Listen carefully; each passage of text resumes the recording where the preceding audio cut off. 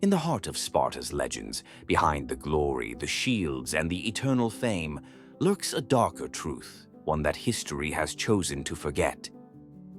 What if Sparta's true power wasn't in its warriors, but in ancient forces, secret oaths, and deadly bargains sealed in silence?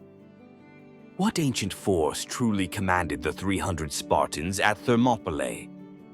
And could Sparta's rise and mysterious fall be linked to a forgotten pact far older than history itself? Subscribe to Best of History and Mythology, leave a like, and hit the notification bell so you won't miss the lost secrets of the ancient world that we reveal every week. In Sparta, death in battle was the highest honor a citizen could achieve. The fallen were celebrated, their names etched into stone, their spirits hailed as eternal protectors of the city. Yet behind this noble ideal, there lingered unsettling traces of something far older, a cult of death that predated the Spartan state itself. The rites performed for the fallen went beyond simple mourning.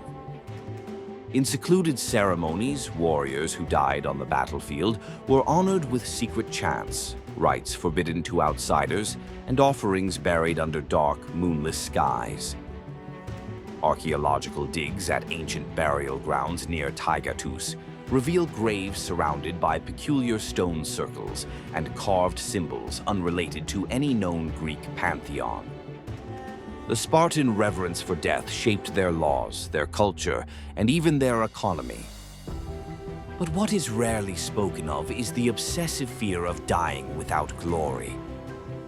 To fall in old age, in bed, was seen as a disgrace, not just socially, but spiritually. Some scholars believe this belief stemmed from an ancient superstition, that an inglorious death left the soul trapped between worlds, vulnerable to forces that prowled the earth unseen.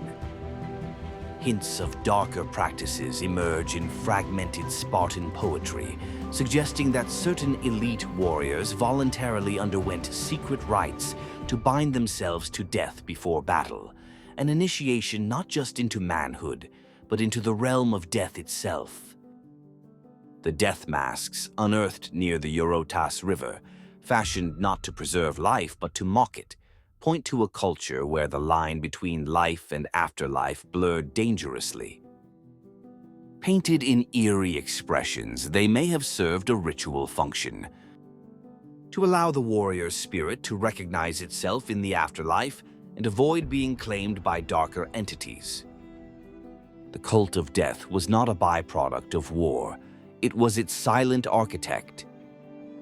Spartan society taught its sons not merely to accept death, but to seek it out, to merge with it, to become part of an invisible army marching forever in defense of a fragile world. In truth, Sparta's greatest enemy was never Persia, Athens, or even the Helots. It was death itself. And the Spartans, through rituals now lost to time, sought not just to conquer death, but to befriend it, bargain with it, and if possible, command it. The story of the 300 Spartans who stood against the Persian army at Thermopylae has become the stuff of legend.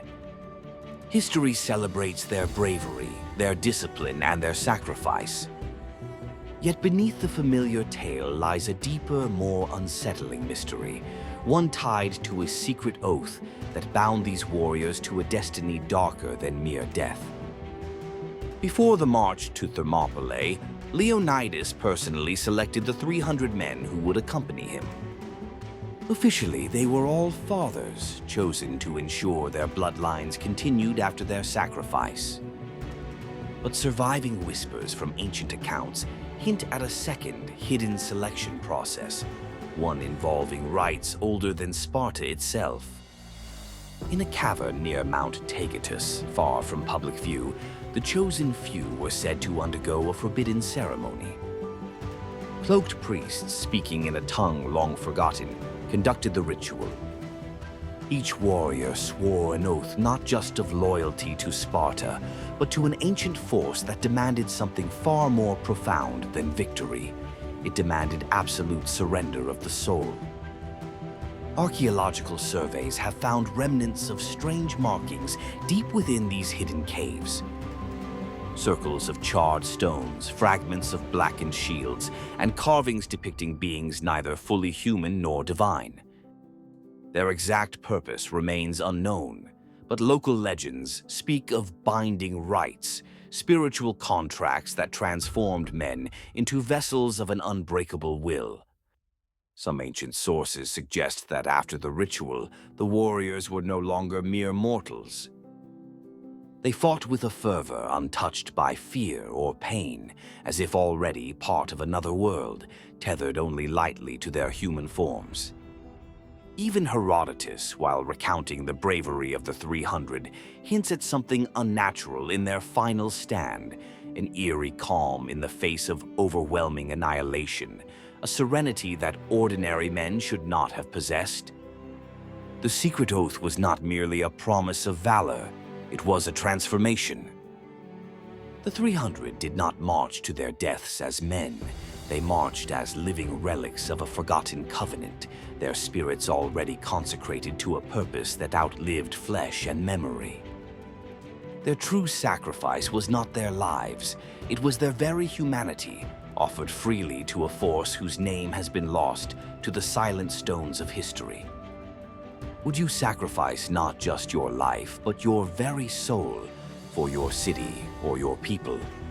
Share your thoughts after watching. Your answer reveals more than you might think. The narrow pass of Thermopylae became the stage for one of history's most celebrated acts of courage. For 3 days, Leonidas and his 300 Spartans held back the immense Persian army. Yet their noble stand ended not by force of arms, but by betrayal. Official accounts blame a single man, Ephialtes, a disgruntled local who revealed a hidden path to the enemy. But deeper investigations into ancient records suggest that the betrayal may have run far deeper than a single act of treachery. The secret path over the mountains was no mystery to the locals. It had been known for generations. Spartan scouts were well aware of its existence, yet records show that the defense of the Thermopylae path was left in the hands of loosely organized Phocian forces rather than Sparta's finest. Why? Some ancient chronicles hint that internal divisions within the Greek alliance weakened their defense.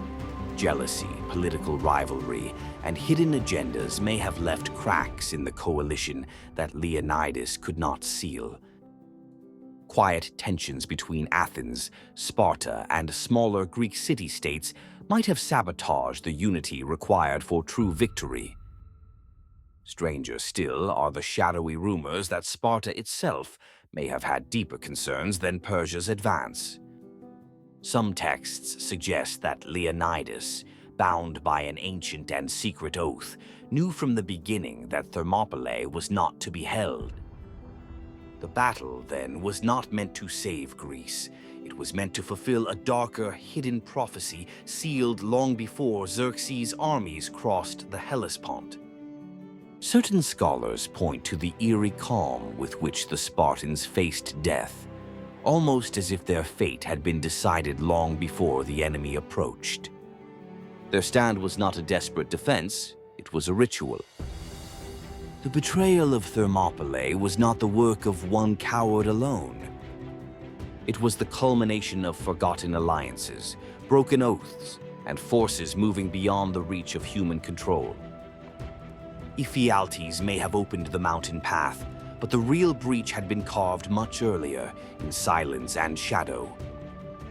If you're fascinated by these forgotten pacts and hidden truths, make sure you're subscribed to Best of History and Mythology. Leave a like and activate the bell so you won't miss the next mysteries we uncover from the shadows of ancient history.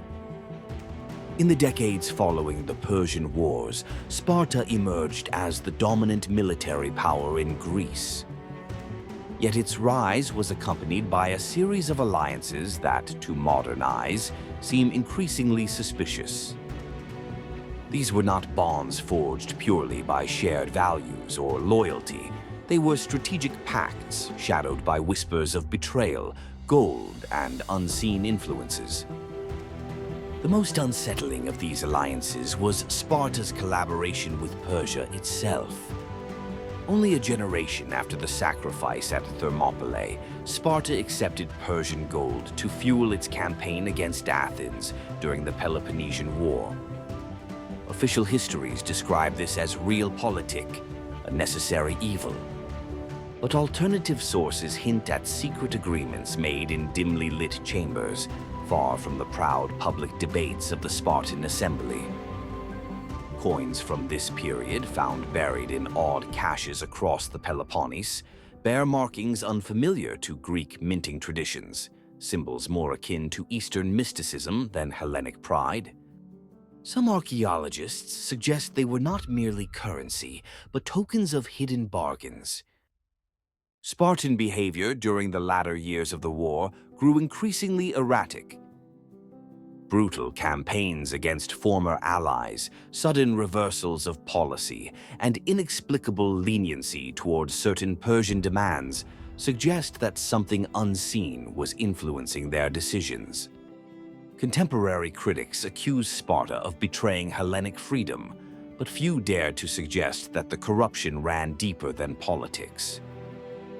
A rare surviving fragment from an Athenian pamphlet accused Sparta of falling under the shadow of the East, implying that the alliance was not simply military, but spiritual. Was it desperation that drove Sparta into the arms of its old enemy? Or had a darker hand guided them, exploiting old fears and ancient debts? The suspicious allies of Sparta were not just foreign kings and mercenaries. They were echoes of forgotten compacts surfacing when the city's soul was most vulnerable. In the end, the alliances that secured Sparta's victory over Athens may have also sealed its slow, inevitable corruption, trading honor for survival, and in doing so, awakening forces that would not easily be cast aside. Do you think powerful civilizations fall because of political mistakes, or because they betray something deeper that once protected them? Let us know what you believe in the comments. Your perspective could open new doors to ancient mysteries. At the height of its power, Sparta seemed invincible. It had crushed Athens, imposed its hegemony across Greece, and commanded fear beyond its borders. Yet almost as swiftly as it rose, Sparta began to crumble. Historians traditionally blame rigid social structures, economic stagnation, and the loss of military discipline. But traces of deeper, more elusive forces suggest that the true cause of Sparta's fall remains hidden in shadow. Following its victory, Sparta grew increasingly isolated. The rigid caste system that once protected its identity became a prison. The number of true Spartan citizens, the Spartiates, plummeted without clear explanation. Some died in battle, others through internal purges, but many simply vanished from the records, as if erased not just from life but from memory. Archaeological excavations reveal abandoned Spartan settlements from this period, left without signs of siege or war. Tools, household goods, and half-finished temples lay untouched, as though entire communities had departed overnight. What could have driven the most disciplined society in Greece to abandon its own heartlands? Uneasy rumors circulated among neighboring city-states. Strange plagues, unexplained madness, and bizarre omens were reported within Spartan territory. Sacred festivals once held with precision began to falter. Statues of deities were found defaced, not by enemies, but seemingly by Spartan hands themselves. Some ancient sources hint that Sparta's decline was not merely political or military, but spiritual. A betrayal of ancient oaths, perhaps, or a breach of the forgotten covenants that had once shielded the city from unseen terrors. The most chilling evidence lies in a damaged inscription found near the ruins of Amyclae. Barely legible, it speaks of a broken bond and warns: When pride devours remembrance, the earth reclaims its own. Was Sparta's mysterious fall punishment for abandoning the ancient compacts that had once bound it to forces beyond mortal understanding? In the end, it seems that Sparta did not simply fall. It was slowly, inexorably reclaimed by the very powers it once vowed to serve and contain. Those who forget the oldest promises are the first to disappear from history. Thank you for following us. See you on our next journey, always here on Best of History and Mythology.